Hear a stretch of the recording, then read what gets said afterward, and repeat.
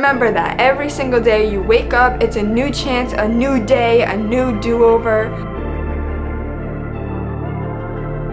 Hey guys, welcome back or welcome to my channel. If you are new, I am Adriana. Make sure you guys subscribe if you haven't already. So as you saw from today's title, we are doing things I learned in my 20s. As you guys know, or you may not know, I am 22, but I feel like I'm more mature than the average 22-year-old, and I just say that because I feel like I grew up super quick. I had my daughter at 20, I have a family now. So, you know, I feel like I've learned a lot in just the past 2 years of me being in my 20s. I wrote a bunch of things down in my notes, just like talking points that I can share with you guys so I don't forget anything.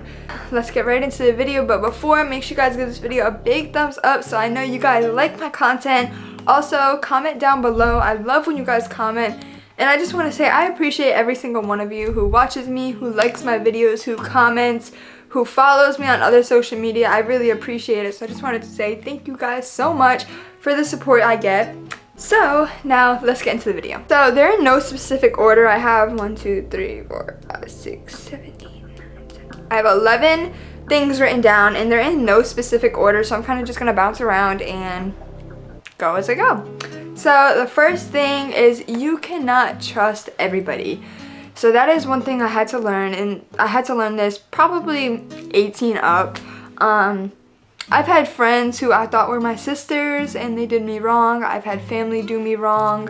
I've had a lot of people do me wrong. So it just made me realize that you cannot trust everybody. Everybody is not rooting for you. So yeah, just watch out who you have in your circle, because a lot of people are snakes, and that is one reason I got this tattoo. If you guys haven't seen this tattoo before, it does just look like a picture, but it's super a deep meaning behind it. So basically this is acting as my hand, and then this is another hand, but their thumb is basically a snake that's biting you.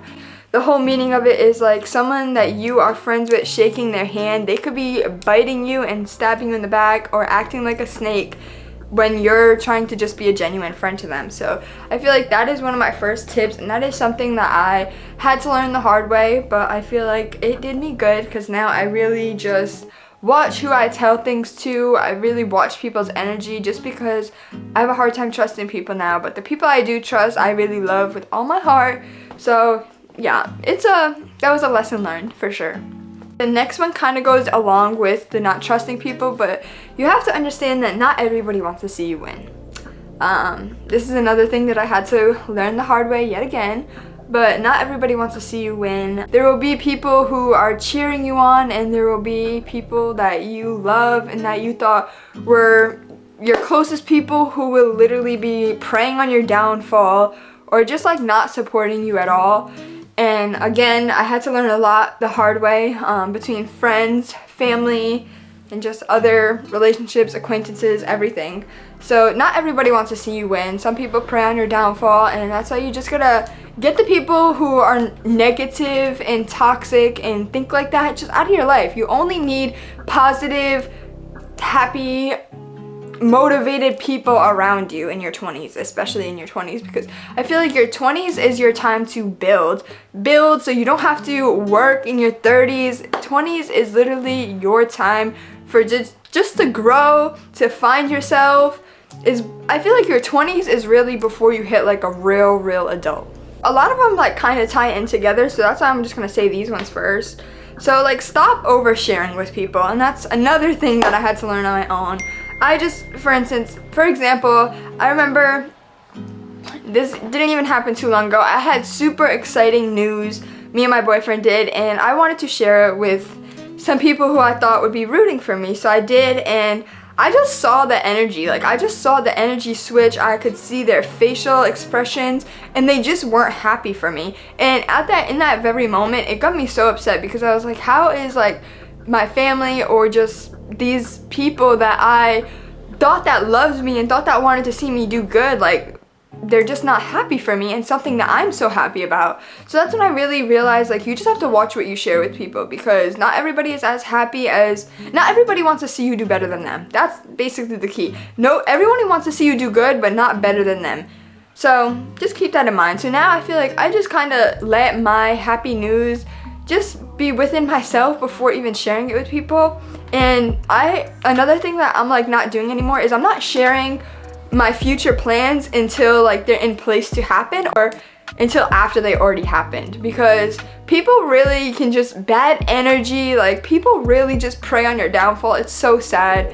I've had, not to go too deep, but I've had cousins, family literally tell me I'm not gonna make it, that my YouTube is boring. So shout out to y'all. You guys motivate me. The more haters, the more motivation. So take that hate and just turn it into motivation.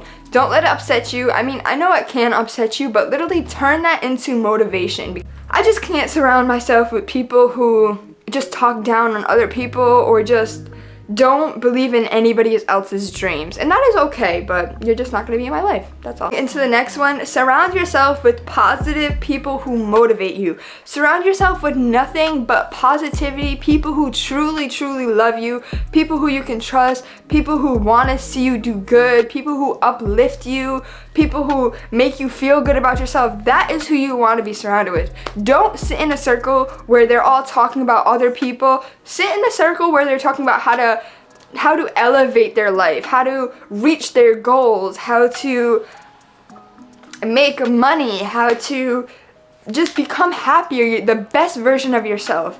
If you're sitting around talking about other people all day, you're doing a big thing wrong, because I'm like, that is just one thing I had to learn, to just surround yourself with people. Have you ever heard the saying where if you're surrounded by 10 broke people, you'll be the 11th. If you're surrounded by 10 rich people, you will be the 11th. So that's something I just keep in my head all the time. Like, you are an average of the people that you hang around with. So I like to surround myself with people who motivate me, people who are successful, people who are working on themselves. That's just what I like to do, because there's a lot of people in my life, or people that were previously in my life, who just want to go by the book and just don't do anything to better themselves. And it's like, if I'm trying to better myself and trying to get the next step, who do I look like hanging around people who are completely normal or fine with staying in that same position? Like, I'm gonna become just like them. You have to be different to get out of the norm. Another like side note, just to say, like, me starting this whole entire social media stuff is another thing that just let me know a lot of even just what I'm talking about now. Like, I had my daughter at 20, I started YouTube at 20, I started doing TikTok at 20. So I feel like when I turned 20 is when just a lot of stuff happened, and I saw a lot of people's true colors. So many people's true colors came out. It's crazy. And there's probably people who, you may be watching this right now, or you may not, because you don't watch me, but there's people who are still to this day who think I don't have a problem with them, and it's no beef. It's just, I just kind of separated myself or distanced myself from you, because I saw your energy, I saw the weird face, the weird comments when I brought up something that made me happy. I see it. And another thing, just with me starting YouTube, like, I saw so many people who I thought would support me who just didn't. And one thing about starting something that is kind of out of the norm, people aren't not gonna like it, because you're doing something that they wish they could do. Like, for instance, I have this one person in my life where they will share Kim Kardashian's post, they will share every single influencer's post, they will literally be in the comments of an influencer's post literally talking to themselves, but they have a friend or a cousin or someone who's doing that exact same thing, but they would just scroll by it. So that's the kind of people just cut off. I've had to cut a lot of people off since I turned 20, just for not even like coming around to see my daughter. Like, aside from like the social media and stuff, like, having a baby alone opens your eyes for so much. Like, I couldn't even believe it. Still to this day, I'm seeing who comes around, and obviously my daughter, she's almost 2 now. Like, she is seeing herself who comes around, who doesn't. And it's like people that you thought would be so close to your daughter, and they just haven't. And I just cut them off, because it's like, why do I want you in my life? I don't want anything negative in my life. Okay, so the next one is to put yourself first. This is something I wish I would have realized way younger than I did realize it, because for so many years I always was like a people pleaser. I always wanted to do things for other people, for other people's happiness, when I could have been feeding all of that energy into myself, and I could have just been getting further and further and further into my goals years ago. But I was just feeding that energy into other people. For what? And those people aren't even in my life anymore. So it's like, put yourself first no matter what. Do not do anything for other people that you won't do for yourself. Sorry guys, my camera had died, so I had to fix that, but we're back. So the next one is live in the moment. And gosh, I wish someone told me this. Like, when I was young, I was always looking forward to like the future, growing up. Like when I was 13, I wanted to be 18. When I was 15, I wanted to be 22. It was always like that for me. And I wish someone just told me, like, live in the moment. You are a kid, you're never gonna get these years back. I always wanted to be so grown. I don't know why. And I'm sure a lot of people can also relate to this. Like, I don't know, and I feel like I just grew up a little quick because of that. Like, I got into my first serious relationship at 14. Like, 14 is super young now that I look at it. And at 14, I thought I was so, like, I was doing grown. Like, I thought I was so grown, and I wasn't. Like, now looking back on a 14-year-old, I'm like, oh my god, you're so young. But me at 14, like, I really thought I was an adult. I was trying to make adult decisions, trying to do adult things. Like, live in the moment. I mean, of course you can always focus on your future, but don't like make every day about the future. You also have to live in the moment and enjoy time. Life is short. Life is super short. So the next thing is invest in yourself. And by this, I mean just do things that make you happy. Invest in yourself, invest in your appearance, invest in your self-care, happiness. And that is something that I've been really trying to do the past like 2 months. Especially because I had a super hard time with postpartum. So I feel like finding myself again and just investing in myself has been key to just like my happiness lately. Like, even just going to get your nails done, going to the gym, maybe cooking a healthy meal, putting some makeup on if you want, or going to get your eyebrows done, or going to get your lashes done, going to get your hair done. That is all investing in yourself. And I wish I did that for a lot longer than I did, but you know, every day is a new day. Every single day you wake up and you get a do-over. So remember that. Every single day you wake up, it's a new chance, a new day, a new do-over. So just remember that. If you weren't putting yourself first yesterday, today is a new day. Put yourself first today. Start the new habits. Start this new self-love, self-care journey. So moving on to the next one is finding your passion. So for me personally, when I was around like 13, 14, I started heavily watching YouTube. And I would always watch like back to school videos and all, you know how YouTube used to be. I used to be addicted to YouTube. So I always knew I wanted to do YouTube, and I would always say as a kid, like, when I get older, I'm gonna do YouTube. And trust me, now that I'm looking back on it, I should have started at that time. I shouldn't have let anything hold me back from starting, but I did. And this is how you learn from your mistakes. So for me, my passion is content creating, doing social media, creating content, YouTube. All of that is probably one of my biggest passions besides being a mom. And I've known I wanted to do YouTube for years and years and years. And the one thing that stopped me from doing it is what people would think about me. How stupid. Like, the people that I was so scared of what they were gonna think about me, I don't even talk to them anymore. I don't care what they think. I literally probably only follow maybe 20 people from my hometown, home city.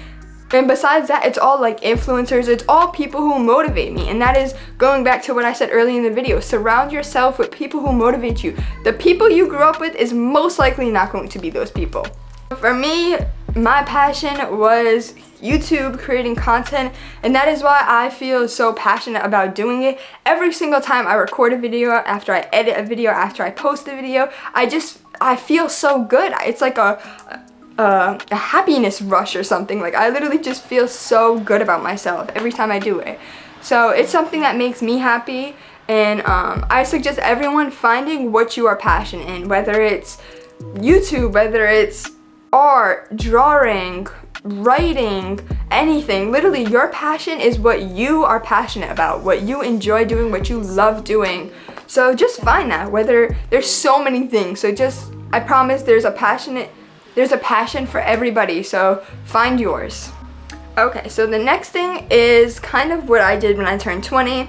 Get out of your hometown or your home city, and I'm not even saying just moving, even traveling, but see other places, experience other places, meet new people, because 9 out of 10 times the people in your hometown or your city are not going to be the ones to support you. And I learned that the hard way.